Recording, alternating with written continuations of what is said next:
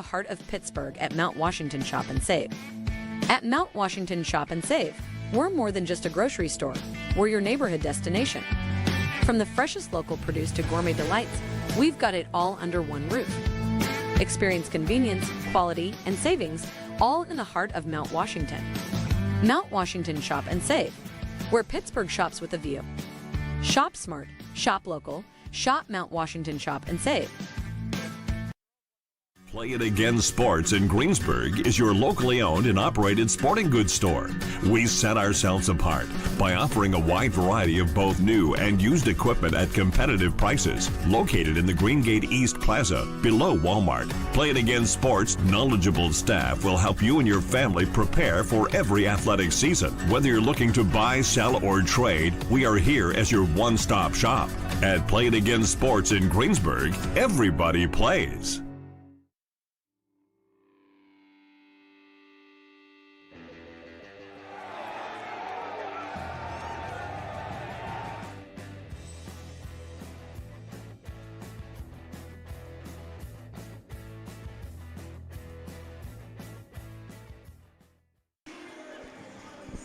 In the regular season home finale, it's a cross-district rivalry as the Thomas Jefferson Jaguars in town to face the Baldwin Fighting Highlanders as February rolls into full swing on the Baldwin Sports Channel. Hi, everyone. Austin Bechtold, Ethan Zazarski, courtside for the final time this regular season. We hope not for the final time this year.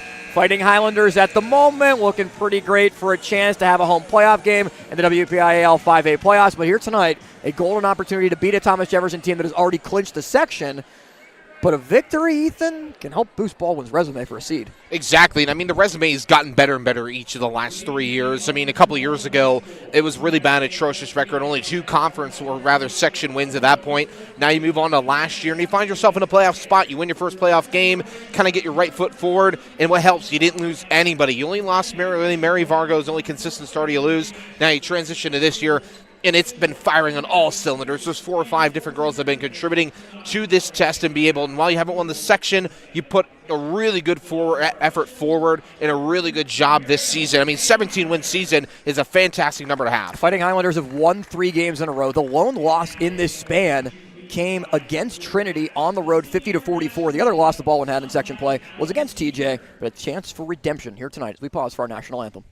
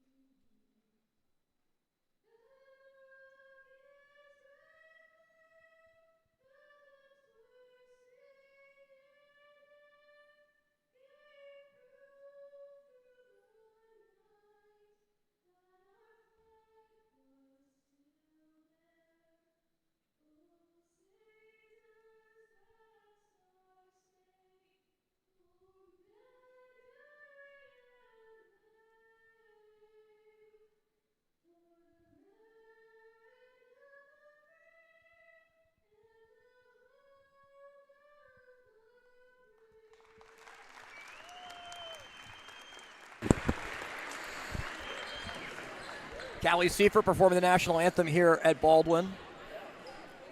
And let's just get this one out of the way now. The elephant in the room. When we walked into the gymnasium tonight, it was a let there be light type of moment.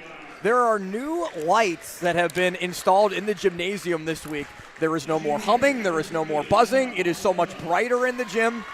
And it leads to a great atmosphere here tonight as the Jaguars are being announced onto the floor, led by Emma Altavilla, the junior forward at 6 foot, one of the tallest players on the floor tonight, wearing number 3. Riley McCabe, the senior guard at 5'8", one of the leading scorers for the Jaguars, wear number 2. Emily Rich, the junior 5'5" guard, wears number 5. For Thomas Jefferson, with Allie Wilson, a 6'1" junior forward, the tallest player on the floor here tonight, wearing number 24, and Maggie Spell, one of the most accomplished players in the WPIAL, wearing number 22 for Matt Gould, leading the Thomas Jefferson Jaguars at 19-2 overall, 11-0 undefeated in section play. The Fighting Highlanders are being announced by public address announcer tonight, Spencer Witt. Hannah Prilla, the sophomore forward, out first with Lindsey Bernatis, the junior guard, leading scorer this year. And there's her dad helping to assist with the parents in the line, helping out at the very end of the handshake line. Pretty cool for the families to be able to take part in that in the final regular season game. As tradition for Baldwin is to have typically a teammate at the very end of that line to be able to do a handshake, but when it could be your family, it's a pretty good touch from Jamal Woodson to do that. I think that's the first time that they've done that before, unless I don't remember. Yeah, no, that was a really nice touch, especially from last year, and especially in the season they've had. It really just amplifies the moment. So the Fighting Highlanders 17-3. The Jaguars 19-2. Baldwin will have one more game left. That will be on Monday at Elizabeth Forward. This is the final game for TJ in the regular season as they try to cap a perfect section record. After a year ago having a really strong season at 22-6, they did lose 3 games in section play, 9-3 overall. They won at Baldwin 65-60, but lost at TJ 62-59 against Baldwin. This year, TJ won at home. Can Baldwin win at home and flip the script from what happened a year ago? Thomas Jefferson in its road black uniforms with gold numbers and gold trim. Fighting Highlanders in their home purple with in their home whites with purple numbers and purple and white trim. As it's a little bit of an unorthodox start off the jump ball here from where everyone is lined up. The tip is 1-2. Lindsey Bernatis, who starts us off with the Fighting Highlanders attacking the left side basket as you see it. Austin Bechtold, Ethan Zdarsky alongside. Season finale on the Fighting Highlanders Sports Channel is Ott pulls and misses on the first shot of the game, and the rebound is ripped down by the Jaguars. Riley McCabe, senior point guard, dumps it down low. Wilson on the perimeter. Back to McCabe. McCabe drives in, looks for an outlet, goes to Spell. Spell pulls for 3. It hits. Maggie Spell immediately makes her presence felt a couple yards behind the arc.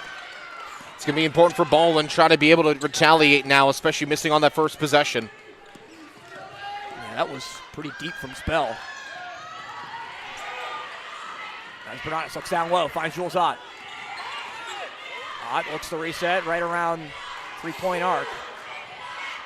Ott turns and goes to Niles. Niles drives, turns, again, has to outlet, goes to Lindsey Bernatis, inside, has space, and Bernatis gets it to roll in. It's going to be really important to see her contribute as well, coming off a 29-point performance last time at home. Know exactly what Lindsey Bernatis is capable of, especially down low, forcing her will. Altavilla with it, looks down low, wide open, Fritz hits the layup. So the 5 for Baldwin, Lindsey Bernatis, Jules Ott, Isabella Niles, Hannah Prilla, Lacey Bernatis. Very veteran-heavy lineup for Baldwin as the senior. Ott drives in and gets blocked on the way up by Spell. That's the matchup to watch, Spell and Ott. Both guards that are strong on both sides of the floor. Offensively and defensively, leaders on their team. Ott to inbound, goes to Prilla. Prilla wanting someone to cut towards her, and it goes to Bernatis. Lindsey Bernatis attacks, drives all the way in. Shot won't go. Rebound, fought for. Does end up in the hands of McCabe. Bernatis applying pressure on Fritz, and a foul is called.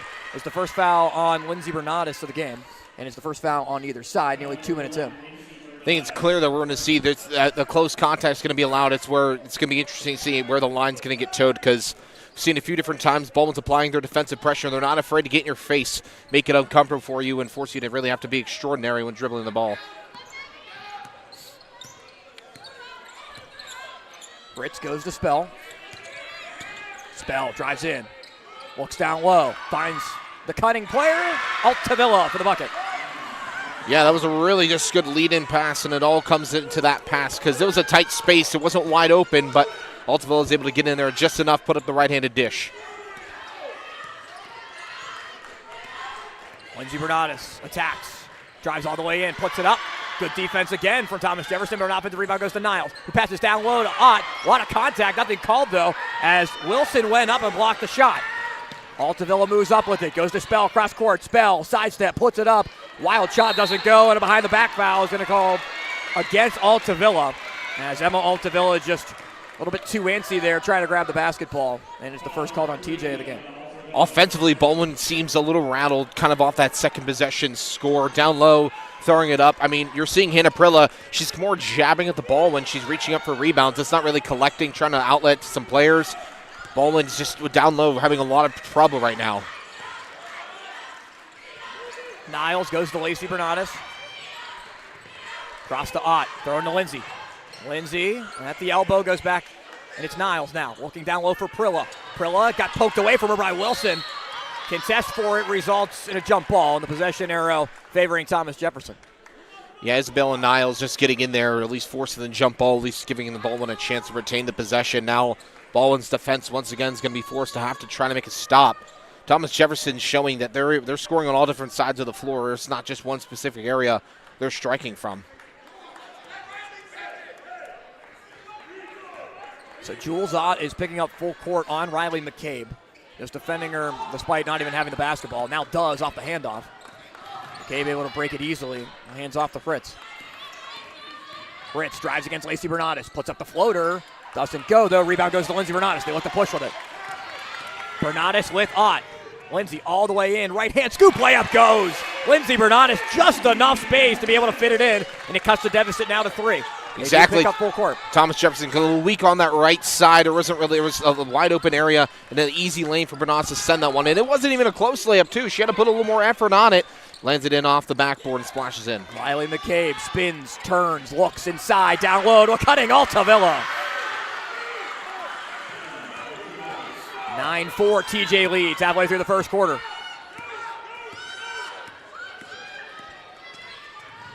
Ott drives in. Now Lacey Bernardis right to TJ bench. Back to Ott in the corner. Looks down low. Prilla's there. Prilla right side block. Looking for an outlet instead of the shot and goes to Niles.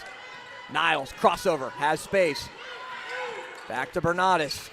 Lindsay drives in. Bounces. Prilla likes that jump stop shot. Doesn't take it though as Niles gets fouled on her way to the bucket. I mean, Emma Altavilla is being tasked with a lot. Now, offensively, she's been very sound, but down low, having to travel back and forth down on the under baseline. And there you saw it. A really good job by Isabella Niles to be able to go up now and get herself to shoot 2. And that's the second foul called on Altavilla. She's ready to head on over to the bench. Substitution set to check in for the Jaguars as Niles misses the first. Leah Lockhart subs in for TJ, a 5'9" senior. Also Kelsey Meyer in for the first time for Baldwin, replacing Prilla. It's going to be very important for Baldwin, too, because TJ has not made any mistakes up till right now off that Altavilla foul. Be able to take full advantage. Niles gets the second.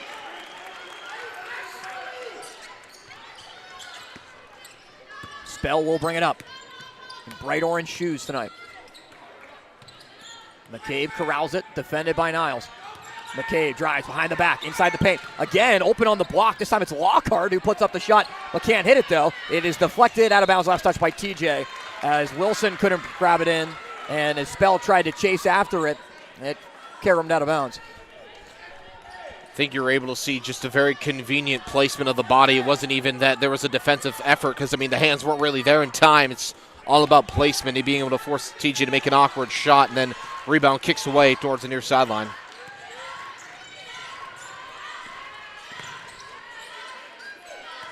Ott was calling for it down low, now gets it on the perimeter. Good defense off the ball from Thomas Jefferson, taking away some of the passing lanes for Baldwin. As Bernardis goes right in, right hand again, plus the foul. Lindsey Bernardis, 7 early points, takes the contact, and is leading this Baldwin offense in a strong way to start. Oh, exactly. I mean, there she is. We know she's gutsy. She's not afraid to force her way down low to score the points if she sees a lane. And it's just paying dividends right now. And if she's got the hot hand, why not? So 6 can't become 7 for Bernardis. Gave her the extra point just a little too early. As Baldwin is able to force a steal. It's Lacey Bernardis throwing it down low to Niles. She corrals it. Bounce pass. Ott gets fouled. And again, contact down low. This time it was Allie Wilson called for her first. And a back and forth, up and down, physical basketball game commencing so far in this first quarter. And there's Baldwin forcing mistake, not only getting the turnover, but then Bernanis with the fantastic pass to lead in to Ott. As Jules hits the first. Jules Ott and Lindsey Bernatis, the two leading scorers for the Fighting Highlanders. First point there for Ott. Bernatis with 6. Altavilla with 4 to lead TJ on the bench with 2 fouls. Both good for Ott.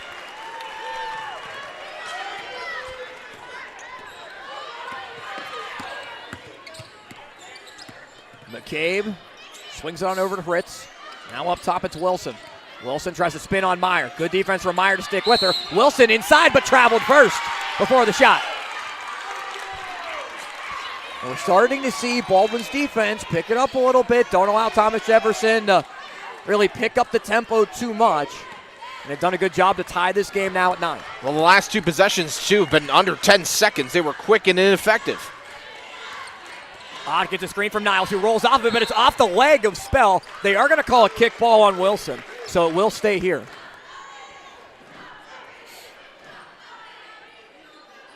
So Jules Ott will throw it in from the left side block. 2:10 to go first quarter. 9-9 our score.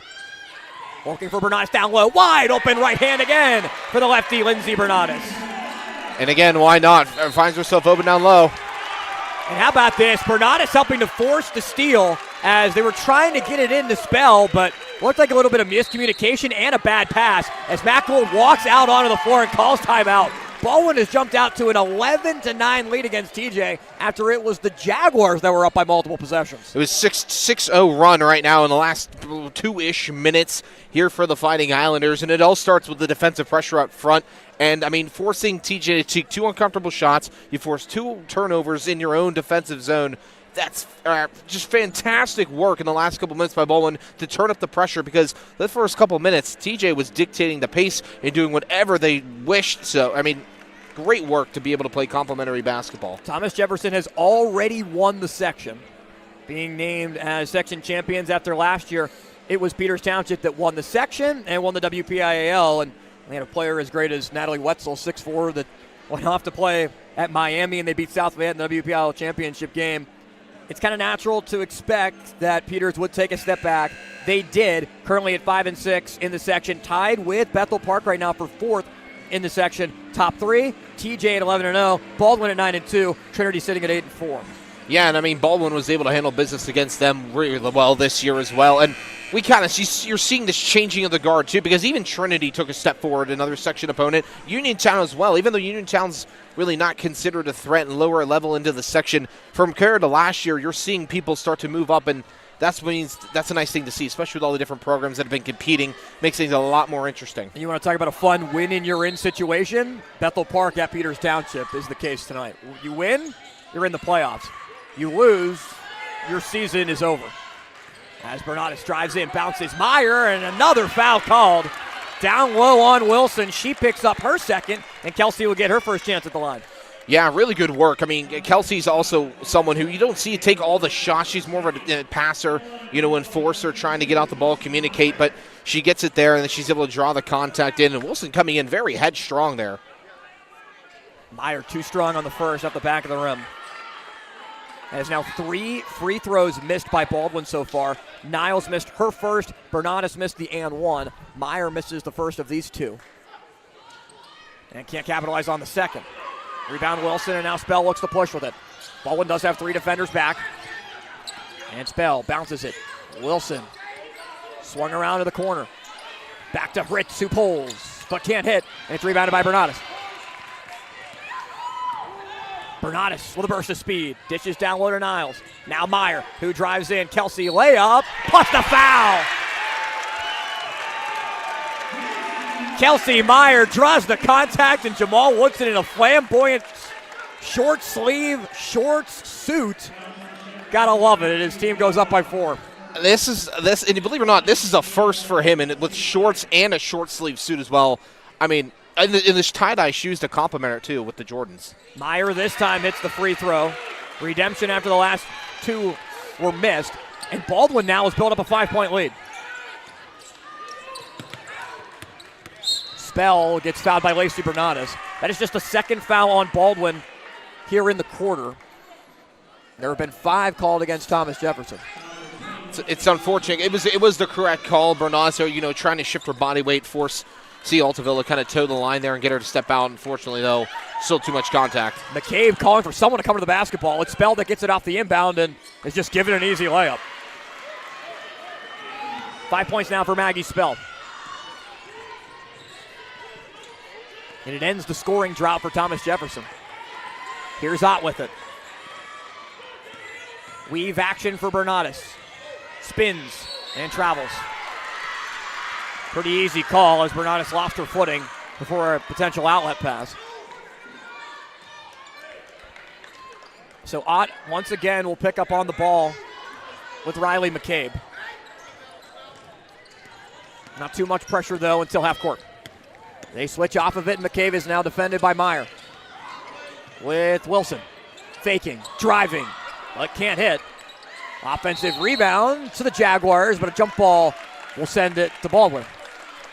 Another fortunate bounce there. Baldwin able to kind of pick up themselves after the loose air with Lindsey Bernadas on the defensive end, or rather on the offensive end now, getting another chance at it. And there's 45 seconds left to go. And again, no shot clock in high school basketball, at least for the next 2 years. It'd be interesting to see how Baldwin handles this situation. Bernadas outlets. Lindsey to Lacey, but way off. On the floor, Niles is able to force a jump ball as Niles was battling with Lockhart for it. And the jump ball will send it back to TJ. So 2 possessions in a row result in jump balls.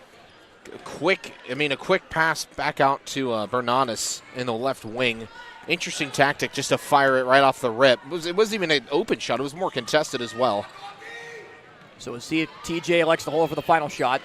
Spell has it, looking to set up a screen with Wilson and see if they get a mismatch, but it's Lindsey Bernadas still defending. Wilson drives in, bounce pass, Lockhart for the layup. 4 different scores for Thomas Jefferson. Ott has to put it up before the buzzer, and they're going to wave it off. Would not have been good if it went, but the Fighting Highlanders do lead by 1 as we are at the end of the first quarter. Fighting Highlanders go to the second, leading the Jaguars.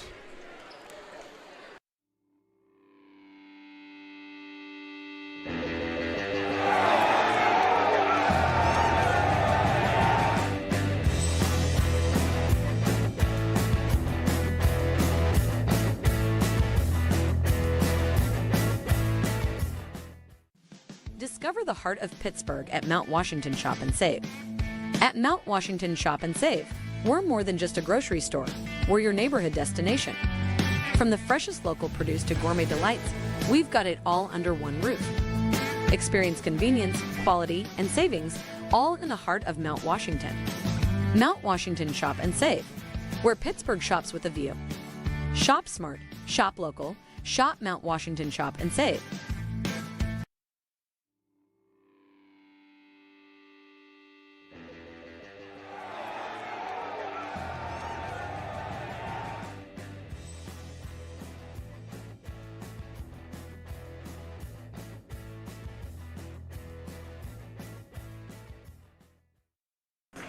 One-point lead for Baldwin as we go to the second quarter. Austin Bechtel and Ethan Zwarski alongside here on TenbandTV, the Baldwin Sports Channel. Final regular season matchup, doubleheader night. Fighting Highlanders taking on their district rival, cross-district rivals, I guess you'd call it. Yeah, I mean, it's not really Thomas a far Jefferson, distance. they're like, I don't know. You take one left turn out of here and you drive towards where the old Atrias was. You're in TJ and you're there in literally 3 minutes. So yeah, literally. these are the 2 closest districts that you can really get, as Niles' shot is off the mark, and the Jaguars now look to move up with it after Baldwin comes up empty on its first possession of the second. Altavilla, they look back door for Spell, wasn't there. Now up top, McCabe. Riley McCabe dribbles into a 3. No rotation, doesn't matter. McCabe with her first points. I mean, that was a wide open look. I mean, I would have taken that shot as well. It all starts Baldwin focusing on the right side out there and leaving left wide open. TJ retakes the lead, up by 2 as Bernadas drives in, layup, no good. Rebounded by the Jaguars. Niles is called for a foul as she tried to reach into the ball that was in the hands of McCabe right after the pass. And it's the first foul called against Isabella Niles here in the game. Yeah, Baldwin, I mean, we saw this with the first quarter. It started out really hot for Thomas Jefferson. They come on the right foot, and Baldwin's able to settle down about halfway through. Now seeing the same start again. Thomas Jefferson hits on their first possession and forces Baldwin to go for 2 to start the quarter. So Baldwin had an 8-4 run in the first quarter of play that helped contribute to the Fighting Highlanders taking the lead. Spell passes it to McCabe. McCabe drives in, layup, misses this time, and Niles on the rebound. Niles looks to Ott, but just too high. Thrown it away. It's unfortunate because it looked like Niles had an extra step there that either A, she didn't have to pass the ball, and if she did, kind of not having to elevate it so high. There was no real pressure going in on Ott. Fritz with it, back to McCabe. They break the press through the pass with Wilson driving in. Foul called. Can't drop the bucket though. And 2 shots upcoming at the line.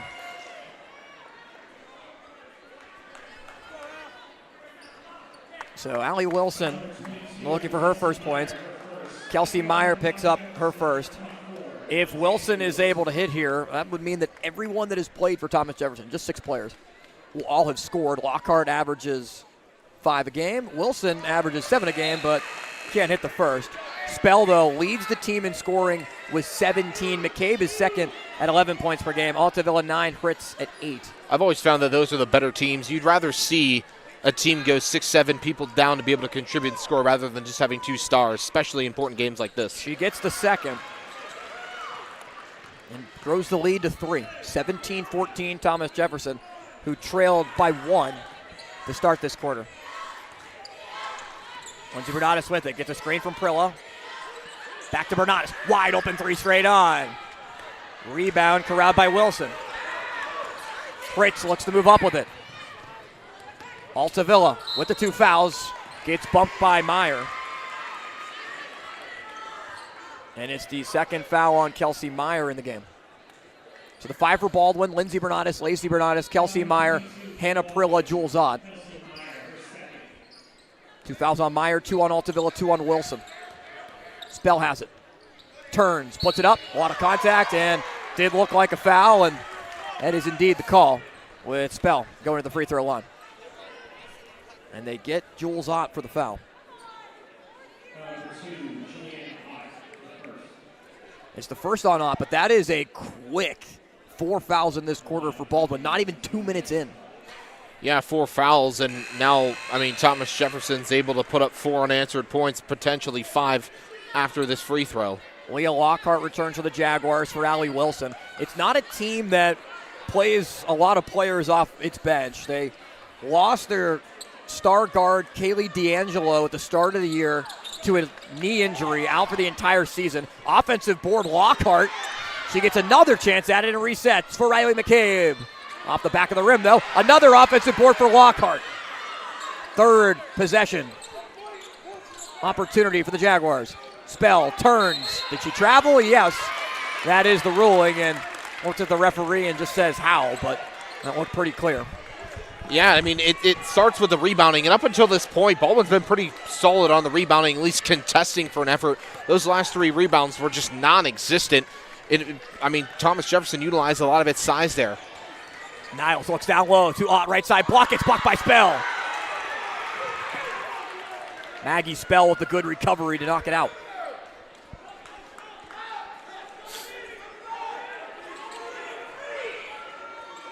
Inbound to Bernardis. Lindsay pulls and hits. Money ball, Lindsay Bernardis now in double figures with 11. Never a bad time to hit a 3, especially from that right wing. Baldwin not having a lot of 3-pointers tonight. McCabe on the perimeter. Ott tries to poke it free. J.C. Klingensmith into the game for Baldwin for the first time. Look down low, stolen away by Prilla. Not able to find Altavilla. Now Prilla goes to Bernardis. Bernardis defended by Spell, and Maggie Spell picks up the foul. Thomas Jefferson's especially, you got to be careful here because, I mean, you can plead your case all you want, but there's a lot of arguing on pretty much every foul, especially in a close game like this, making sure you're able to hold your cool because you can't always dictate or control what's going to be put in front of you. Yeah, it's not officially the playoffs, but it feels like a playoff game. The intensity is like a playoff game, and the style of this game has looked like a playoff game so far. As it's immediately stolen away off the pass from Ott, looking for McCabe. Looking for Bernatis, stolen away by McCabe. It goes behind the back to Spell, but just hits it too short off the front of the rim. Here comes Niles pushing with it. Has Klingon-Smith and Lindsey Bernatis. Niles goes to Bernatis. Lindsey Bernatis for three. Left it short. Rebound is tipped to Bernatis. Lindsey layup. Good. It drops for Lindsey Bernatis, already with 13 points. And a whistle signaling a timeout called by Jamal Woodson as Baldwin took a 1-point lead. Bernatis has 13 of the 19 so far. I mean, that was absolutely spectacular because it was a great read by McCabe down low. Cutting in across, went from the sideline, and very nice behind the back pass. Just a shot you need to make. Simply plain and put, you missed that one. And Joel Zott, when she fell into the bleachers, you could see a smirk coming away as she walked away with it. Isabel Niles charges down the floor. Then great rebounding work by Prilla to kick it out to Bernatis. Bernatis works right to left, takes it in, has enough separation, glides her way up to the backboard, and gets the layup. And Baldwin now has a 5-4 lead in the quarter in points as they've, again, at the halfway point, you're starting to see them turn around and find their way offensively. And for Baldwin, this is the best season, pretty much unquestionably. We'll see what happens in the postseason. But regular season-wise, under Jamal Woodson, a year ago they were 16-11, finished 8-4 in section play. A victory would give them 10 section victories and an 18th win under Jamal Woodson, the best in his tenure at Baldwin. It was already bested with their last win, too. I know that was, I mean, seeing him be able to do that. And he's had a very impressive career, especially involved with Slam, a great program outside of, or the AAU program just outside of sports and more club. But 17 wins in a season, already a feat for him, and he's looking to push 18 and 19 here tonight. McCabe drives, pushes off on Ott, and instead they're going to roll a travel. It could have been an offensive foul, could have been a travel, and they do deem it a travel on McCabe, giving the ball back to Baldwin. So it's Lindsey Bernatis, Jules Ott, J.C. Klingon-Smith, Hannah Prilla, and Bella Niles, the five for Baldwin. As it's thrown away, Niles stumbling as she went towards the basketball. That's now 2 turnovers when Ott was trying to make a pass right on the wing. The opposite side, it was to Lindsey Bernatis that time, not able to connect with Niles.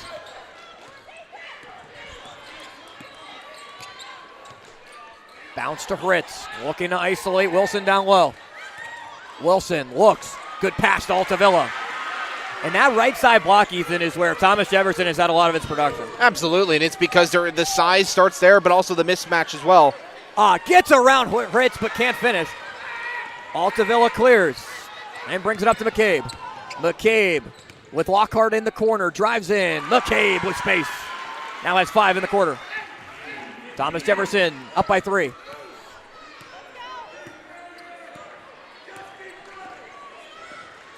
Over half the quarter gone by. A push on Prilla from the back. It looks like Wilson was the one that picked it up. And that is now 3 fouls on Wilson as Bell comes back in. They're going to originally keep Wilson in the game. Now she'll come out. Altavilla was walking to the bench as if she was going to come out of the game. Because Thomas Jefferson, their preference is to only play 6 players. They inbound to Bernatis. Lindsey against McCabe. Got it to go! Just pure strength at the block by Lindsey Bernatis. I mean, absolutely, and you're seeing it too. She's utilized. She's not afraid to get down low, force you to try to create some contact. McCabe kind of threw it into Prilla's chest. Fritz for 3. It's good! Emily Fritz, first triple of the game. Thomas Jefferson up by 4. 25-21. The right wing's exactly where you want to be from the 3-point range. Thomas Jefferson's hit a plethora of different shots from there. J.C. Klingon-Smith been quiet so far in her minutes as Ott drives in. Rebound goes to Fritz. Spell pushes. Outlets to McCabe. McCabe pulls in front of Prilla and hits it.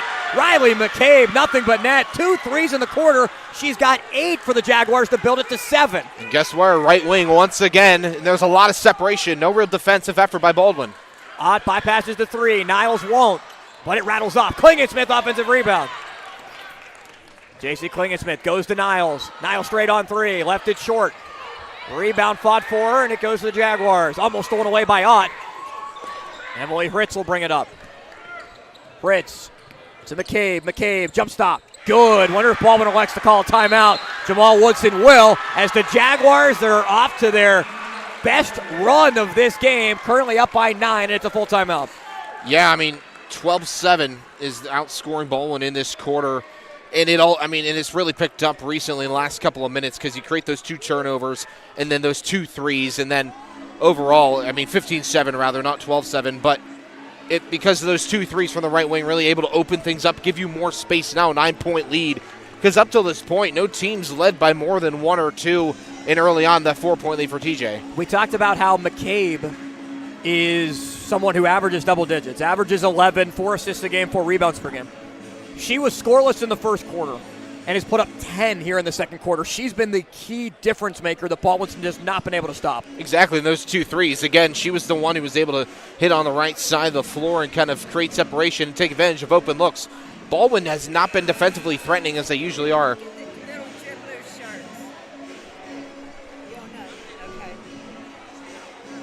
Somebody just came up to the scorer's table and asked us a question, and I didn't hear what the question was. There's something about shirts. Where they get player shirts. I have no idea.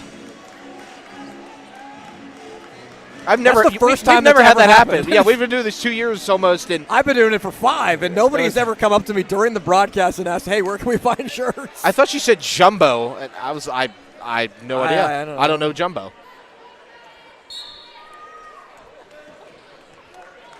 Well, we play on. There's just something about these lights. Like, it took me a minute to be able to settle into the game, too. I love the new lights, don't get me wrong. Exactly. They're like nice and circular, too. But, like, my perception of the game, it took me a minute, and I was like, oh, man, it took a second to be able to find my footing, calling the game for a moment. All right, back to normal. Bernardis with it, with Rich defending and doing a pretty good job of it. Dishes to the corner. Lacey for 3. Money ball, Lacey Bernardis. First points for Lacey. And we get a whistle and a point towards either Bernardis or Niles. And they're signaling that you can't be clapping in the face of an opposing player. So just a stoppage, think maybe just to delay a game at the scorer's table, but no foul or anything called. And it is a delay of game warning called against Baldwin. Next one could be a technical. I think she said, you can't touch the ball whenever TJ's going to get it for the inbound, because I think Baldwin touched it after they made the 3. So the Lacey Bernardis 3 cuts it to 30-24. On the perimeter, it's Lockhart. Lockhart defended well by Klingensmith, and Spell comes to grab it. Spell now with Lindsey Bernardis defending. Bernardis reaches in and picks up a foul. Just a second called on Lindsey. Lindsey Bernardis and Kelsey Meyer have 2. Altavilla with 2 for TJ. Wilson with 3 for the Jaguars in the most foul trouble. And with Baldwin in the penalty, it'll send Maggie Spell to the line. So Spell 1 of 2 today. And is able to hit the first. Now with 7 points. Jules Ott back for Baldwin as they take Klingensmith out. First matchup between these two was in the middle range of scoring, 56-50. Not a high-scoring game, really not a low-scoring game either. No, and I think that's what you can tell when it's a good effort like that, especially a really 2-score difference. These two teams, they know each other well, and that carried over from last year, too. It's compliments to both sides and their ability to put up a good game. TJ brings Molly Pugh into the game.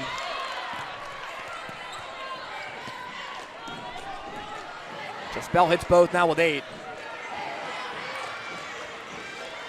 Cleared out by McCabe, but a jump ball forced by Baldwin. Possession arrow will stay with the Jaguars. That's the 3rd jump ball in this quarter to those 2 early on. And that's just unfortunate because 2 of the 3 possession arrows have favored Thomas Jefferson to get the ball back.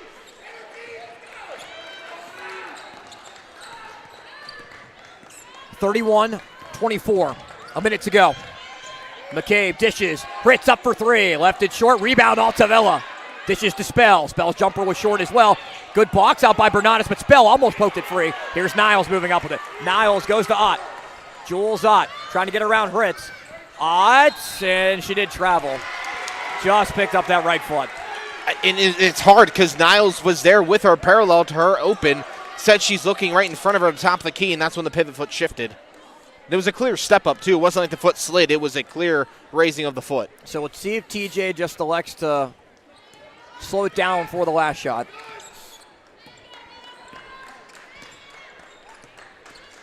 seems to be the case as McCabe is just taking her time right around half court. Now looks to attack.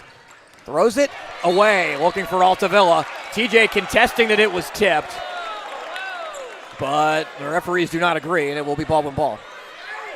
Now, if you're Baldwin, if I'm in coach, if I'm Jamal Woodson in my colorful suit, I'm taking every second here. I'm not allowing Thomas Jefferson to get any sort of push. And even if you miss the shot, you only stay down 7 rather than being down worse than that. Bucket would be big for Baldwin to go to the locker room with. As Bernardis gets away from the double team, puts up the layup, count it, plus the foul again. Lindsey Bernardis, third contested bucket that she's able to drain. And wow, has Bernardis been balling out so far? The foul goes on McCabe first. Again, she had 29 points in her last home performance, and now she's already over halfway there with a great opportunity to do so with potentially 18 points. And it rattles in. So 7 seconds for TJ to work with it. Fritz is uncontested right now until half court. Spell tries for 3. Maggie Spell before the buzzer sends Thomas Jefferson to the locker room with a 7-point advantage. A huge 3 for Maggie Spell to counter the 3-point play from Lindsey Bernardis. She's now in double digits, and the Jaguars will go to the break, leading 34-27 against the Fighting Highlanders. What a first half so far. I hate to say I was right because it doesn't happen often, but even though it was 7 seconds, it wasn't an immaculate lot of time. Thomas Jefferson had to work quick. That's just the type of team there. I mean, they're undefeated in section play for a reason. They've only lost 2 games this year, and they're both really tight, contested games. One of their losses came to a team that's not even in the state. So I think overall you got to look at that as just game playing, forethought, not allowing yourself, because now it equals out. Jaguars with the lead as we reached halftime here on the Baldwin Sports Channel in partnership with TenbandTV.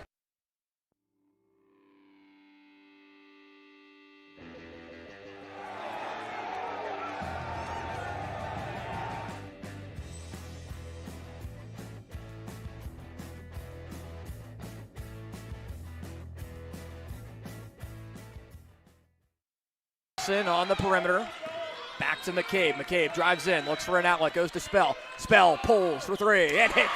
Maggie Spell immediately makes her presence felt. Niles drives, turns, again, has to outlet, goes to Lindsey Bernardis, inside, has space, and Bernardis gets it to roll in. The ball from Thomas Jefferson, taking away some of the passing lanes for Baldwin. As Bernardis goes right in, right hand again, plus the foul. Lindsey Bernardis, 7 early points, takes the contact. Throw it in from the left side block. 2:10 to go first quarter. 9-9 our score. Looking for Bernardis down low. Wide open right hand again for the lefty, Lindsey Bernardis. Altavilla, they look back door for Spell, wasn't there. Now up top, McCabe. Riley McCabe dribbles into a 3. No rotation, doesn't matter. McCabe with her first points. Existent. Thomas Jefferson utilized a lot of its size there. Niles looks down low to right side block. It's blocked by Spell.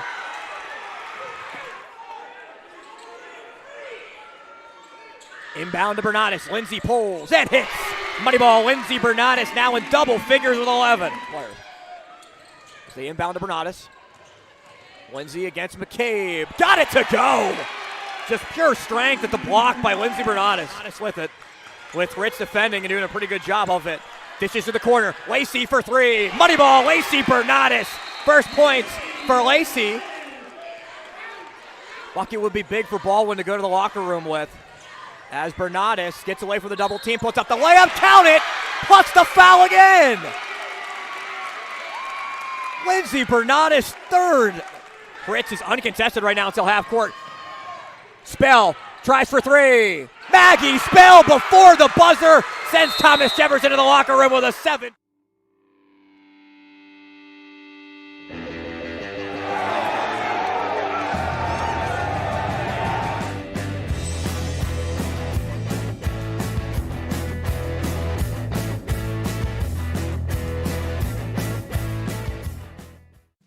Discover the heart of Pittsburgh at Mount Washington Shop and Save.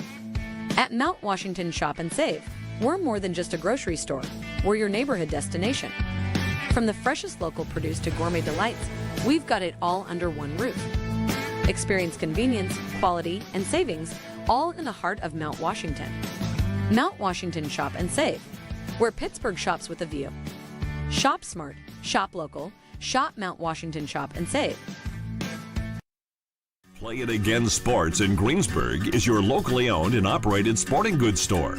We set ourselves apart by offering a wide variety of both new and used equipment at competitive prices. Located in the Greengate East Plaza, below Walmart, Play It Again Sports' knowledgeable staff will help you and your family prepare for every athletic season. Whether you're looking to buy, sell, or trade, we are here as your one-stop shop. At Play It Again Sports in Greensburg, everybody plays.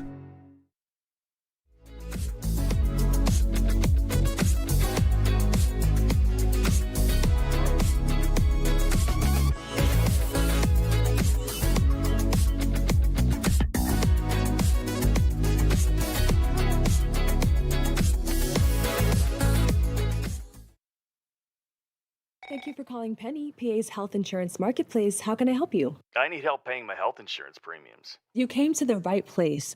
Penny gets you the lowest costs on high-quality plans. Enroll now at penny.com. Paid for with Pennsylvania taxpayer dollars.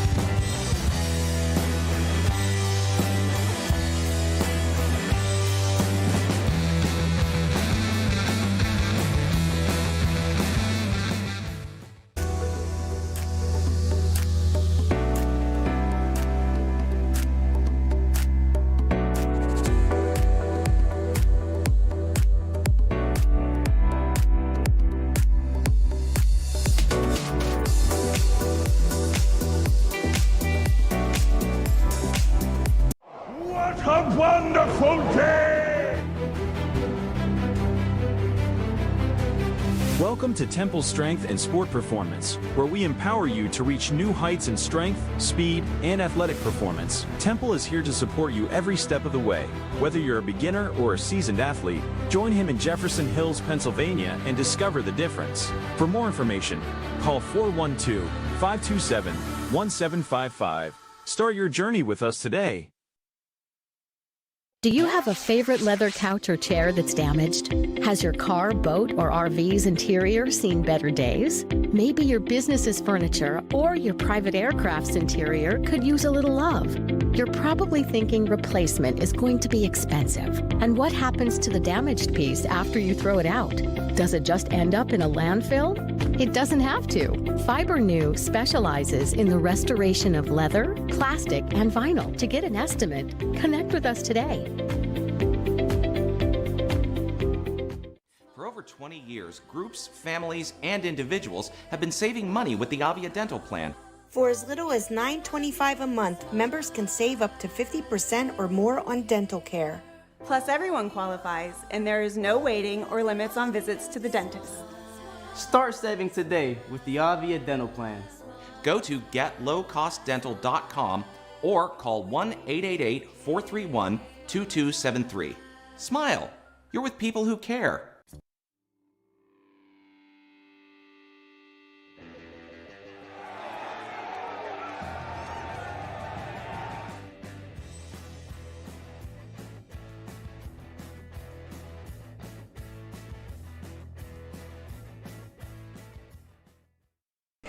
34-27. After a thrilling first half of action, we go to the second half. Here on the Baldwin Sports Channel in partnership with TenbandTV. Austin Bechtold, Ethan Wazarski courtside as the Fighting Highlanders host the Thomas Jefferson Jaguars. And whew, that's got to be one of the most exciting first halves of basketball we've had all year. Exactly. I mean, it comes with the combination of Thomas Jefferson starting and finishing their quarters incredibly strong. Lindsey Bernatis scoring 18 points by herself for the Fighting Highlanders. No one else has more than 3. It's all over the floor. You're seeing it with these girls finding ways and forcing mistakes and finding a way to win. Each team has just a different moments and multitudes of chances to do so. And you can see on your screen the opposite side of the floor is completely packed. There are some Baldwin fans over there, but a lot of Thomas Jefferson fans as well. We know the stands behind us are always completely filled with Baldwin fans. Just a great atmosphere, a great environment. Oftentimes the student section fills in during the girls' game and gets completely full at the end of it in anticipation of the boys' game. No, they've been completely full the entire time, all decked out in black. Oh, absolutely. This is easily the most full this gym has been the entire season for any girls' game, because the boys are synonymous for the ability to be able to pack the house. And the girls today have done so. And Thomas As Jefferson, it should be. They've earned it. Exactly. They've been the better team. Let's be absolutely honest. 17-3. But there's no disputing that. The Thomas Jefferson Jaguars, I mean, as well, they have come out in full support. We've seen different schools. South Fayette did a good job, but TJ filling it out. And again, it's only 3-5 minutes away from here. This is the closest you'll get between two schools that are in the same section. Baldwin is close to some other school districts, but they don't play them. A really good feeling of the house, and it adds to an exciting atmosphere, especially when a game is this good on the floor. So starting 5 for Baldwin that took the floor to begin. Will begin for the second half as well. Baldwin will attack the right side basket as you see it, so we flip ends. You're at your bucket right by the bench, which means TJ will shoot right into the student section as it's inbound and we're ready to go for Ott.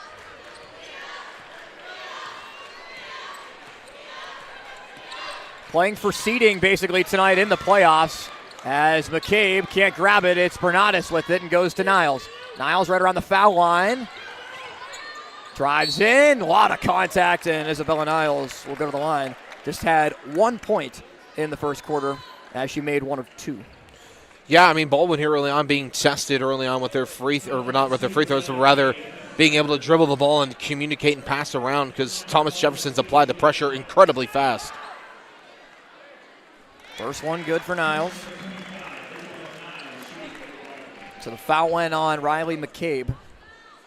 So the third foul on McCabe. Niles got them both.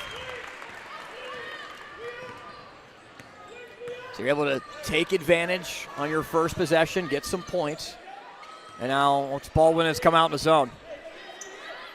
Kind of a 2-1-2 zone to try to combat the Jaguars, who are doing a really good job against the man for Baldwin at the right side block, and they throw it away on the first possession. Commend Isabella Niles there, not immediately, just reaching out to grab the ball. Let it roll out. Let yourself get a free set and a free inbound, not forcing any pressure for yourself. Really heads up and aware play.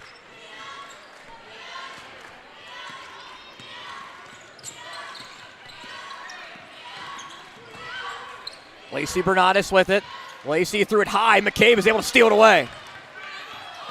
Spell crosses over from traffic. Maggie Spell with Ott defending. Ott reached in. They're going to call a hand check on Jules Ott. It's the second foul on Ott.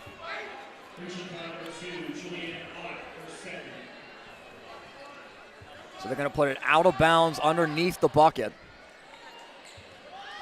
Up at the right side block for McCabe to throw it in. They line up in a box formation.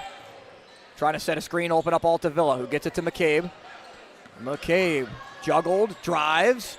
Off the back of the rim, it's tipped out towards Spell. Spell's able to grab it. Maggie Spell through traffic to McCabe. Layup, good. Riley McCabe adds on her point total, now with 12. That was a really good effort by TJ, because no matter what, you're able to fight through the contact, get it out, and then McCabe as well. Bernatis, not this time. Rebounded by Wilson. McCabe, crossover move, trying to get away from Ott. Throws it over to Hritz, who pulls for 3. Emily Hritz drains her second triple. She's got 8 points. It draws the lead up to 10. Largest lead of the night for TJ. And it's a 5-0 run for the Jags. They get the switch for Ott, but she passes out of it to go to Niles.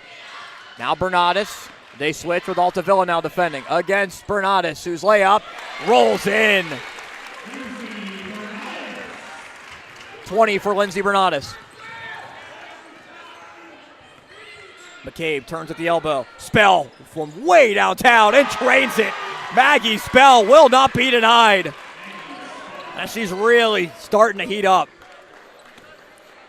Two different Jaguars now, 10-plus points here in the second half. Spell now is 14. Bernardis, not this time again on the layup. Made her last one. Couldn't hit the one before that. Altavilla is able to track it down, but traveled. I was surprised by that call. Right when she grabbed it, seemed like she just dragged her foot a little bit too much. I think the entire Thomas Jefferson community is going to agree with you on that one. I don't think I've seen that many people stand up on a call the entire season. Well, he's now 11. Trying to set up Prilla, and it's stolen away. Maggie Spell with Altavilla trailing with her. Spell goes all the way in, right hand, left side. We'll go to the line. It's the last person right now you want to be fouling. And the foul on Ott marks her third.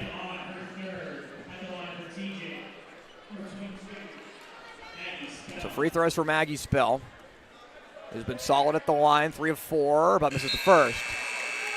They'll bring Meyer in with Ott taking a seat, and that's just not something that Baldwin can afford, losing one of their main ball handlers and offensive threats in Jules Ott. As Maggie Spell misses both, and the rebound is Lacey Bernardis getting fouled by Spell. Spell wanted a jump ball, kind of agreed, but ended up being called a hold on Spell. At least from our vantage point, kind of looked like a hold, but looks like a jump ball, but that's why we're not out there on the floor. Yeah, no, that's also, I can honestly say every time there's been an argument in every call, Thomas Jefferson not finding themselves agreeing on a lot of these calls. Bernardis blocked by Altavilla.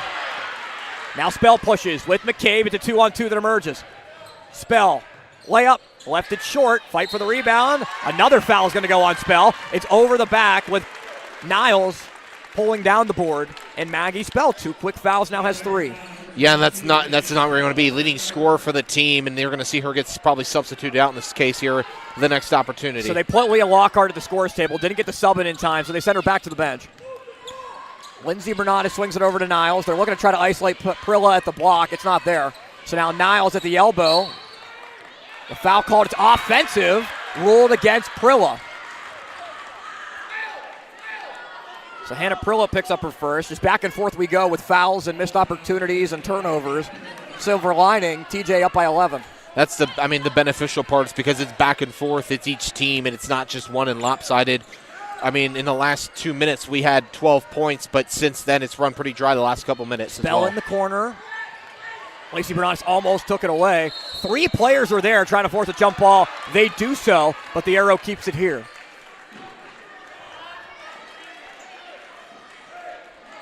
So McCabe will inbound. McCabe, Spell, Altavilla, Fritz, and Wilson the 5 for TJ. As Fritz goes to McCabe. McCabe pulls the trigger for 3. Another one for Riley McCabe. 3 triples, 15 points. TJ up 45-31. That's exactly her area, too. She's been able to be really good in each wing, even with contention, making those easy threes. Down low, Prilla. A lot of contact and a push called on Wilson. That's now the 4th foul called on Allie Wilson.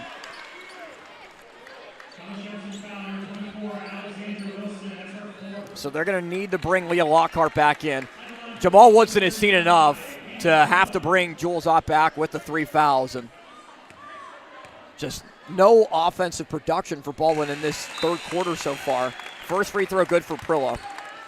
Baldwin has only scored 5 points here in the quarter. That was the first point for Prilla tonight. Yeah, Baldwin started the scoring and then went a bit of a drought, and under 7 minutes, they got another basket, but this is the first time since that. Prilla's perfect on both. Now 12. And Baldwin, you would imagine, has to cut this thing to around 8, but McCabe misses. Prilla just tried to deflect it to somebody, and it's Lacey Bernardis bringing it up. Jules Ott was wide open, streaking down the floor. Nobody saw her, though, as now Lindsey Bernardis Dribbles inside with Altavilla defending. Bernatis way off on the shot. Prilla offensive rebound. Prilla goes up with it. No good. Prilla again. And a foul is called on McCabe as she reached in. And I think that's 4 on Riley McCabe. It is. 2 Jaguars with 4 fouls, and then as well, Spell has 3. So that's going to be a huge point of emphasis and storyline moving forward as Thomas Jefferson will now bring in Micah McCabe. Her first action.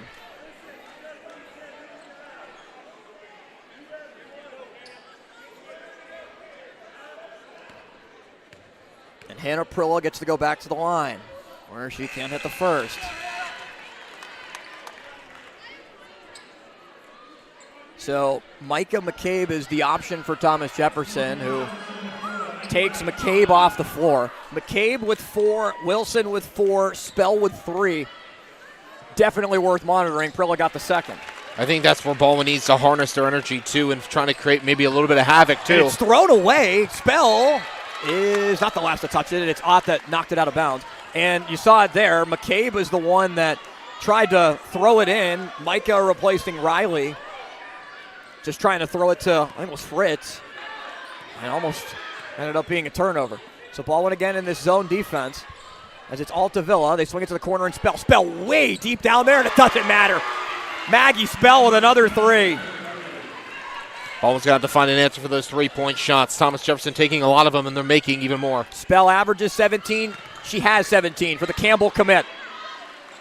Ott will try to answer. Too strong. Jules follows and gets fouled. So TJ already had 5 fouls in the quarter.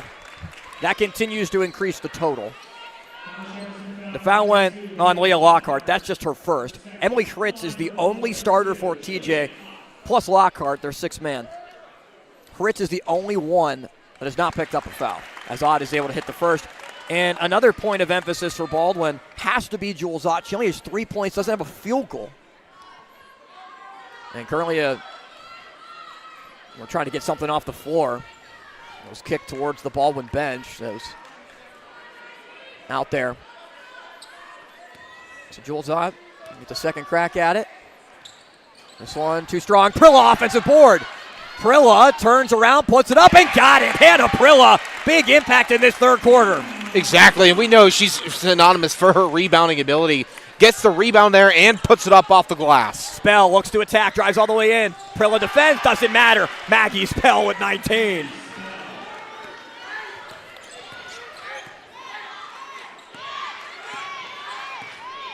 Kelsey Meyer back for Baldwin. So it's Meyer, Prilla, Lindsey Bernatis, Lacey Bernatis, Jules Ott.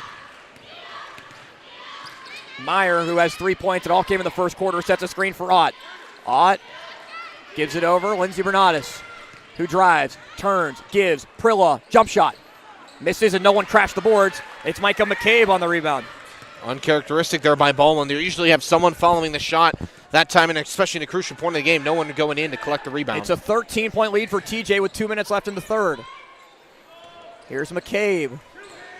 Now Lockhart. Lockhart turns, dishes. McCabe will try a 3, and it goes off the wire, the top of the hoop, and misses.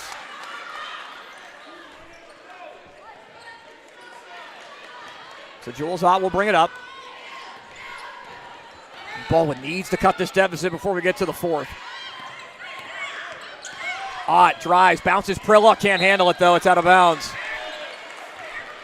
Too difficult of a pass towards Prilla, and Jamal Woodson signaling towards Jules Ott. Just go and attack and take the layup. So Baldwin at 17-3, TJ at 19-2, 2 powerhouses in the South Hills this season. Thomas Jefferson already assured the section, and imagine a top 4 seed as Prilla says no.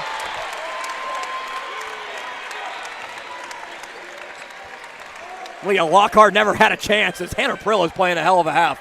Left-handed rejection, just with authority, too. Stepping up to the plate, not being afraid to swat it away.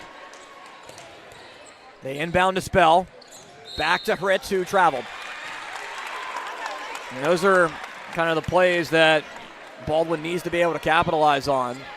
When you get the ball back on wasted opportunities for the Jaguars, make them pay, build up a run, and make it impactful. Exactly, because, I mean, they've either had a defensive effort or a solid offensive effort, none, or not really anything at the same time. Lindsey Bernatis almost got it poked free by Spell.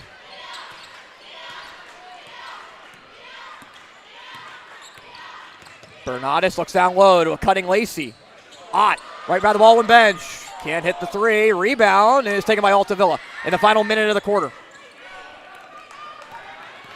Micah McCabe brings it up. McCabe will back it out with two different color shoes, blue and pink. And Alex Fritz up top. Baldwin back in man. Fritz seems content to hold for the last shot. Pressured by Lacey Bernatis. Fritz drives in, and it's stolen away. Prilla has it. Goes to Bernatis. Lindsey with Jules Ott. Lindsey takes the contact. No foul called. Prilla forces a jump ball with Altavilla, and the arrow keeps it here.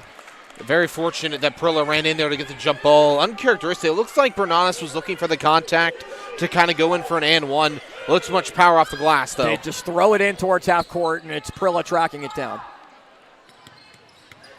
Prilla looks down low. Difficult pass towards Ott. Jules is able to grab it in the final 12 seconds. Ott will back it out and hold for the last shot. Can they get a good one?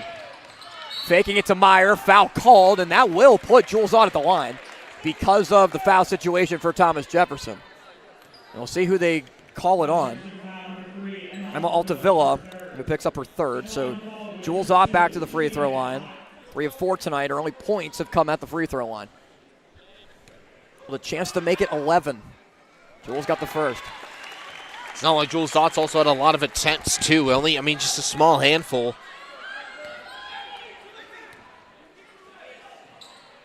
Got both.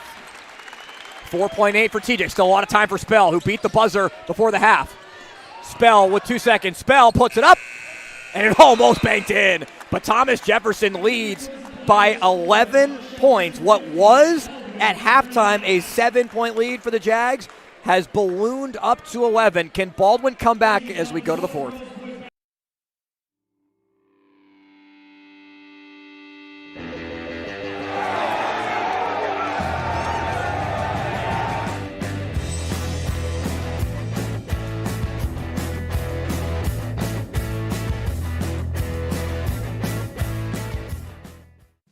Discover the heart of Pittsburgh at Mount Washington Shop and Save. At Mount Washington Shop and Save, we're more than just a grocery store. We're your neighborhood destination. From the freshest local produce to gourmet delights, we've got it all under one roof. Experience convenience, quality, and savings, all in the heart of Mount Washington. Mount Washington Shop and Save, where Pittsburgh shops with a view. Shop smart, shop local, shop Mount Washington Shop and Save.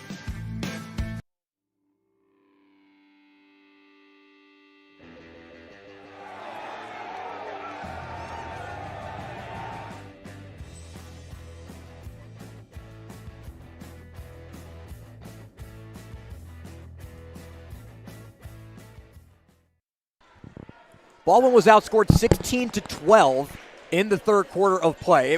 It makes what was 34-27 at halftime, 50-39. Fighting Highlanders just 39 points after 3 quarters for an offense that averages 56. TJ averages 59 per game. They're already at the 50-point mark. Exactly, but Baldwin getting the last laugh, it could be a little bit helpful there to start this fourth quarter. Baldwin had those 2 free throws by Ott. Those were the only 2 points scored in the last 2 minutes and 14 seconds of that third quarter. Thomas Jefferson held scoreless in over 2 minutes. TJ with the ball to begin this fourth quarter in the hands of Fritz, who looks down low. Good defense from Prillo, but Spell is able to get in. Too easy of a shot for Spell, who can't get it to go, but that's partly because of a foul. And they've allowed Maggie Spell to have just a ton of space here in the second half as the foul went on Kelsey Meyer for her third. Spell misses the first off the back of the rim.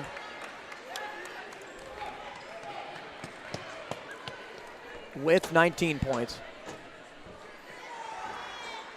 Makes it 20.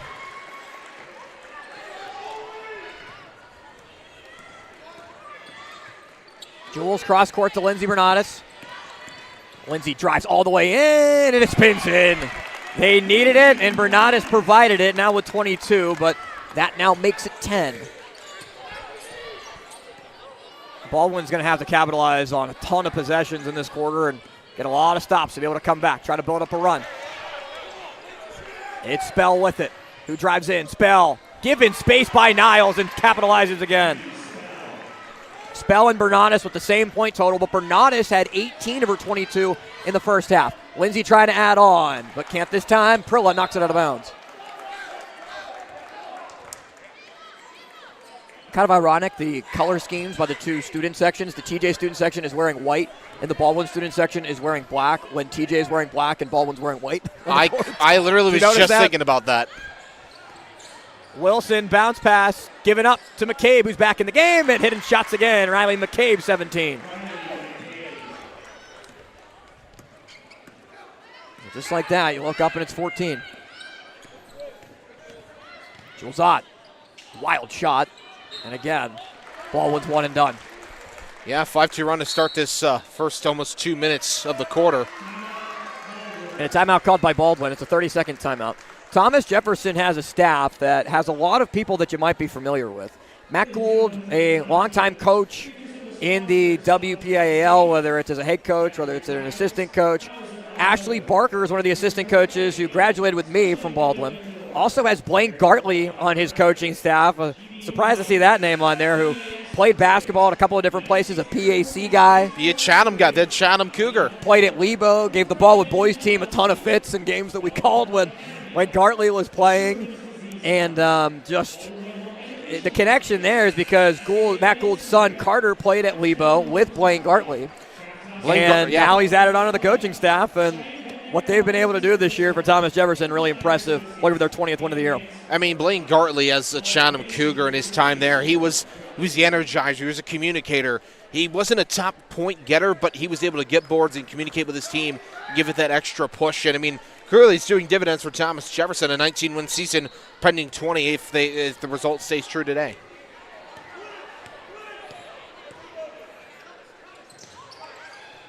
Thrown around to Wilson, down low McCabe. McCabe layup. That's just great offense from the Jaguars. And what was a 6-point game at the very end with Thomas Jefferson beating Baldwin at TJ. It's just different tonight as Lacey Bernatis puts up a shot that's no good, and Baldwin's been forcing a lot in the second half.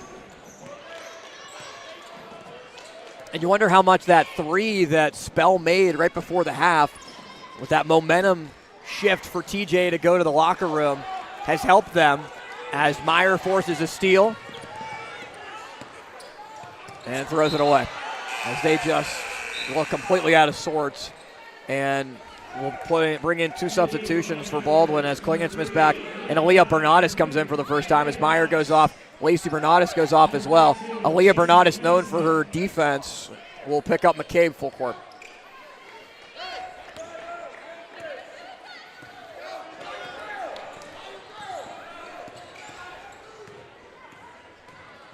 Wilson, foul called on the way to the basket. And they get Niles for a second. Baldwin had 27 points at half. They have scored 14 since.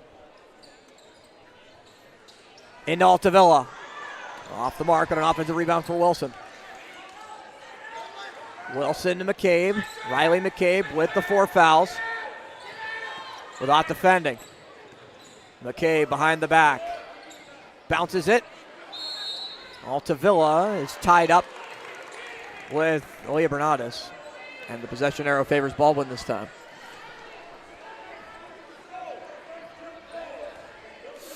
Matt Gould there yelling at his team. I have no idea what that call was. Just go down and start getting on defensive effort. Screen from Klingensmith. Ott tried to pick and pop off of it. Now Leah Bernatis will ditch it to Klingensmith. Now Lindsay Bernatis. Now Klingensmith. JC drives, lost the handle as he was trying to go up with it. Now Ott is able to create and score. Jules Ott, first field goal comes with 4:50 left in the game. Just a testament to how well Thomas Jefferson has done defensively against her. Spell to McCabe.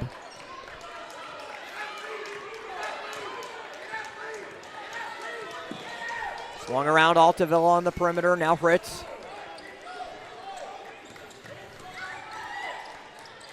Altavilla back to McCabe. McCabe drives in, has a lane, but missed a shot.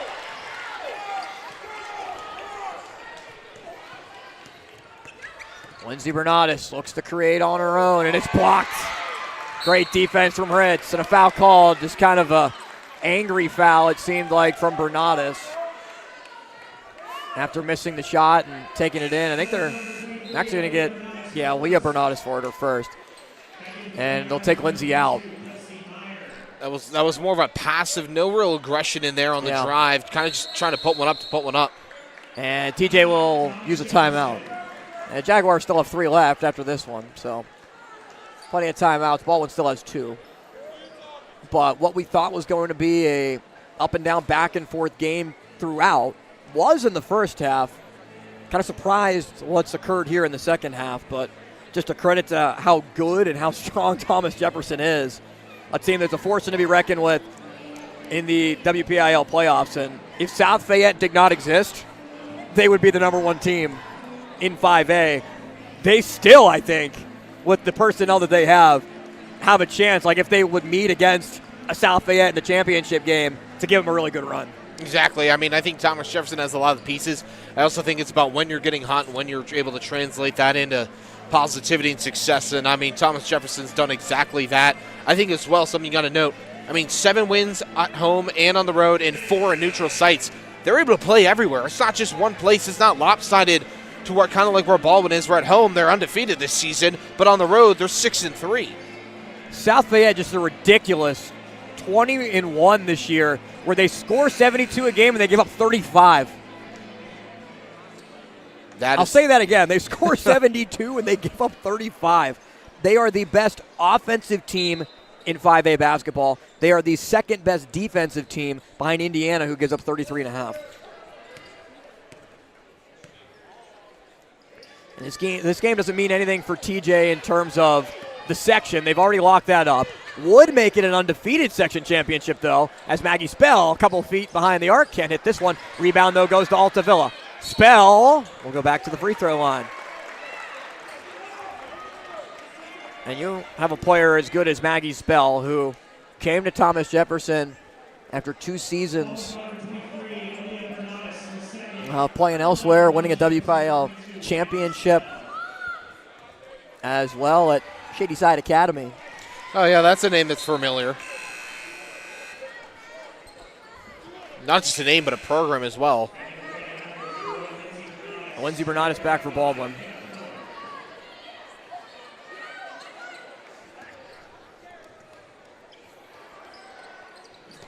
Spell got it.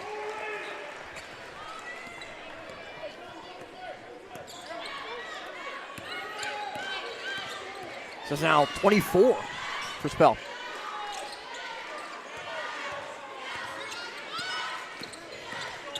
Jules Ott drives in, puts it up, can't hit. Fight for the rebound, a foul called on the floor.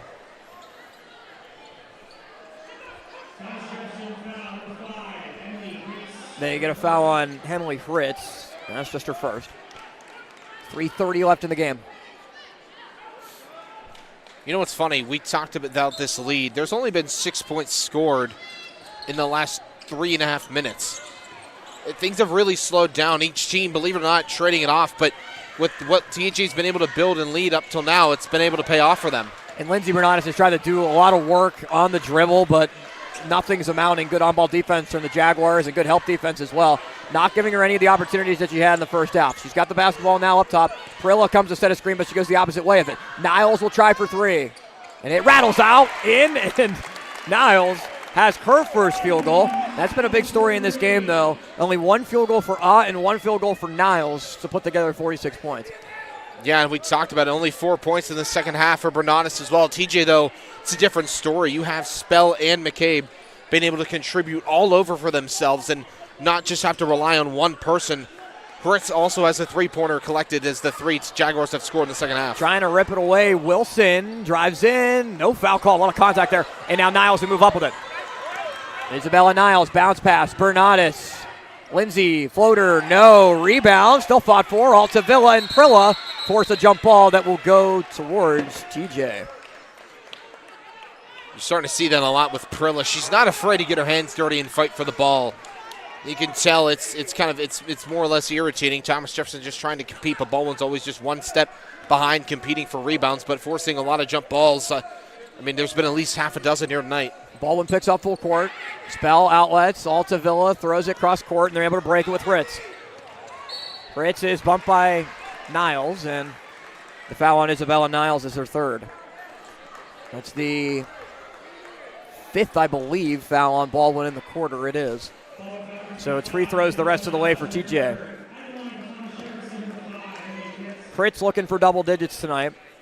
She has scored in every quarter. Spell is the only other Jaguar to say that. But Fritz isn't there yet. Fritz trying to be the third Jaguar as well to get to double-digit points. She won't get it on this free throw trip, but she can probably if things continue in the last 2 minutes and 14 seconds. Fritz, second shot is good.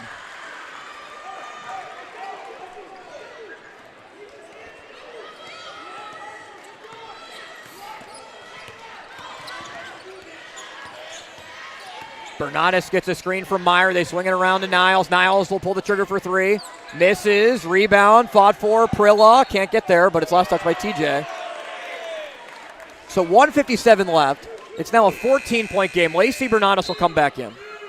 This game for Baldwin doesn't mean anything in terms of obviously winning the section or where they will finish. They are locked into the 2 spot in the section.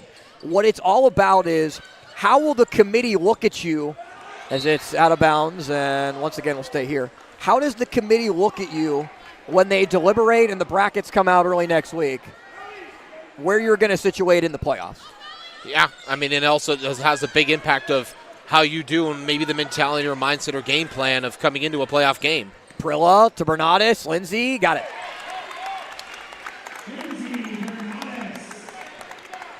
So we'll discuss that a little bit more, but it's a 12-point game. Time ticking away, 1:40 left. McCabe dishes. Here's Wilson. Down low, almost stolen away by Lacey Bernardis. Fritz gets fouled. So looking at where everybody sits right now, and I was talking to a couple of people about this before the game as well. Jamal Woodson thought with a win, Baldwin could potentially move up to potentially even the 3 spot. With a loss potentially tonight, if the result is going to end up staying the way it is, as Fritz misses the first, and TJ is able to grab a victory, you're probably looking at South Fayette the 1, TJ the 2. Plum and Indiana are also going to win their sections. Penn Trafford is tied with Indiana as a co-section champion. So you would imagine that one of Indiana Plum is going to be 3-4. But Baldwin beat Penn Trafford earlier this year. They did. As Niles gets it blocked by Wilson and out of bounds to TJ. So you would imagine South Fayette's 1, TJ's 2. Indiana is 19-3. Let's call them 3. Plum 17-3, 10-1 in their section. Depending on how their last result goes, let's call them 4. Spell has it. And is defended by Lindsay Bernardis. You would imagine that either Baldwin's going to be a 5, or if they honor Penn Trafford, as Thomas Jefferson calls timeout, to give us some more time to talk about this with 65 seconds left. So you would imagine if the committee does elect and say, you know what, Penn Trafford, you won your section, you were a co-section champion, that could put Penn Trafford in the 5 spot, which would put Baldwin at 6. Now you might say, well, you want a higher seed. If you're Baldwin and you get the 6th spot, that might ultimately be the best place that you want to be if you can't be a 3. Because you want to be as far away from South Fayette as possible. And because, no one's kidding themselves. That's the most talented team in the state. 20-1. Their entire starting 5 is going like D1. That is the most talented team in the state. They won states a year ago, and everyone came back. So you want to avoid them until the championship game, if possible. Obviously, if you play them earlier, it is what it is. But in an ideal world, like I'm sure, like if you were in the AFC playoffs years ago and the 17-0 or the 16-0 Patriots were in the playoffs, you wanted to avoid them until you get to the AFC Championship game. Stuff like that. Like, not like you're backing down from anything. You just don't want to see them until the last possible chance that you have to. As Fritz throws it back to right around half court, and Spell has it as we're inside a minute. McCabe is fouled by Niles, and it will put Riley McCabe at the free throw line. But I think you get what I'm saying, and I think the audience probably does too, where Niles picks up her fourth. You would probably be okay in a situation like that. Now watch me say that, the committee hear it, and then put them at the 5. Well, also you got to look at it as, where if the higher seed you are, the lower you play on the other side of it. So McCabe got the first. With South Fayette being the one, they'll put you play as 16. Yeah, if you're looking at the best teams this year, South Fayette, undefeated section, 20-1. They'll probably be 21-1. They're the 1 seed. TJ has had an incredible year. They're going to be 20-2. They're the 2 seed, as both are good for McCabe. And then it just comes down to where does Indiana, Plum, Penn, Trafford fall, and then that's where you'll see where Baldwin fits. Ott, too strong, rebounded by the Jaguars, and that will continue to help TJ to just burn the clock and create a larger margin of victory than was the first game between these two teams. Thomas Jefferson comes to Baldwin, and in the second half just completely dictates the pace, the physicality. None of their players foul out, with Altavilla and Spell and Wilson dealing with foul trouble. A foul is called here on Ott. That's her fourth. So we'll give Maggie Spell 2 more free throws before the end of the game. And would imagine this is not the last time that this team will take the floor at home. Because they're going to be a top 8 seed. They have to be. We don't have to be anything, but we don't have to. But the statistics and the standings show it. And I think early on, Baldwin was able to prove a point. They beat a handful of these teams early on too. Baldwin's losses were to Shadyside, Thomas Jefferson going to be twice in Trinity. And Trinity is the one that really got away from you in section, where this game could have been for a tie of the section. But regardless, TJ took care of business and sweeps the season series after a year ago was split. And wave off the bucket for Bernardo. She was out of bounds when she took contact with the basketball. So just one more inbound, and the rest is a formality. As the Thomas Jefferson Jaguars finish the regular season 20-2 in an undefeated section championship at 12-0 in a loud and proud and really passionate and dedicated TJ fan group that came out tonight, plus the student section is awarded a victory as Baldwin drops to 17-4 overall, 9-3 in section play. Another season that Baldwin cannot put a new year up on the banner. 1983 still stands on the section championship banner here in the gymnasium. Yeah, Baldwin scored 14 in the first quarter, and since then they declined in points each one, 13-12, and then just 9 in that fourth quarter as well. Thomas Jefferson, they dictated a lot of the pace. They made very few errors and, more importantly, capitalized on it. Even with 2 girls scoring 20-plus points, and outside of that, your next highest scorer at 9. An impeccable effort, and I fully expect if the bracket lays out right, Thomas Jefferson competing in the WPIAL Championship. Entering today, Baldwin was 10-0 at home. This is the first home loss of the season for the Fighting Highlanders. Of their losses this year, 1 was the first game of the year to Shadyside, 2 to TJ, 1 to Trinity, as they now await their fate and see where they will seed in the WPIAL playoffs. Is it a 6 seed? Is it a 7 seed? Is it a 5 seed? Those seem like the 3 most likely possibilities for where Baldwin is going to fall. And if the game is here at home like we expect it to be, you never know, we'll have it for you right here on the Baldwin Sports Channel. Final score, Thomas Jefferson wins it 64-48. The Baldwin boys are coming up against Thomas Jefferson. Up next, huge one for the boys. Win, and you're in. Lose, and you need help from Ringgold against Trinity, and that's going to be a tall task potentially. So you want to help yourself.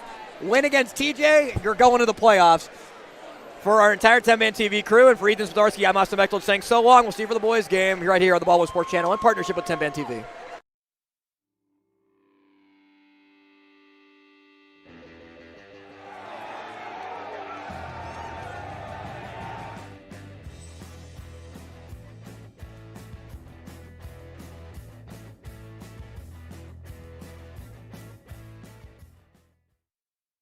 Jefferson on the perimeter.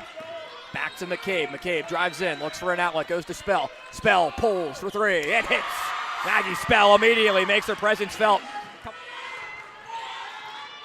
Niles drives, turns, again, has to outlet. Goes to Lindsey Bernatis inside, has space, and Bernatis gets it to roll in. The ball from Thomas Jefferson, taking away some of the passing lanes for Baldwin. As Bernatis goes right in, right hand again, plus the foul. Lindsey Bernatis, 7 early points, takes the contact. Throw it in from the left side block, 2:10 to go first quarter. 9-9 our score. Looking for Bernatis down low, wide open right hand again for the lefty, Lindsey Bernatis. Altavilla, they look back door for Spell, wasn't there. Now up top, McCabe. Riley McCabe dribbles into a three. No rotation, doesn't matter. McCabe with her first points. Non-existent. Thomas Jefferson utilized a lot of its size there. Niles looks down low to right side block. It's blocked by Spell.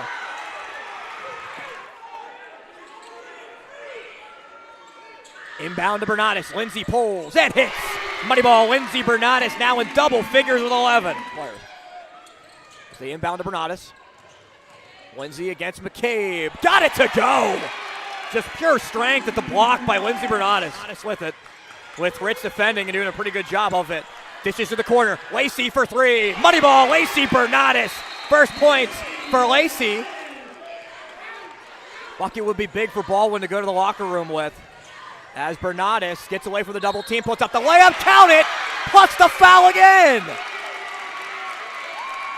Lindsey Bernatis, third. Fritz is uncontested right now until half court.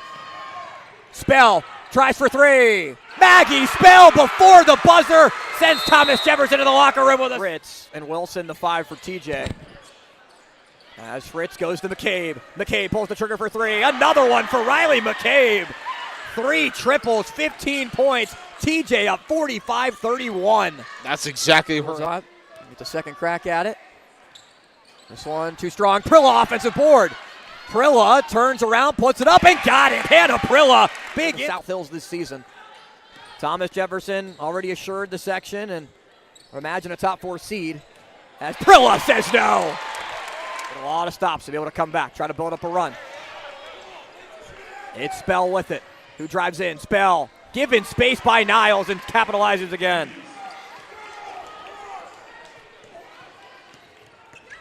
Lindsey Bernatis looks to create on her own, and it's blocked. Great defense from her now up top. Prilla comes to set a screen, but she goes the opposite way of it. Niles will try for three. And it rattles out, in, and Niles has her first field goal, 3-4.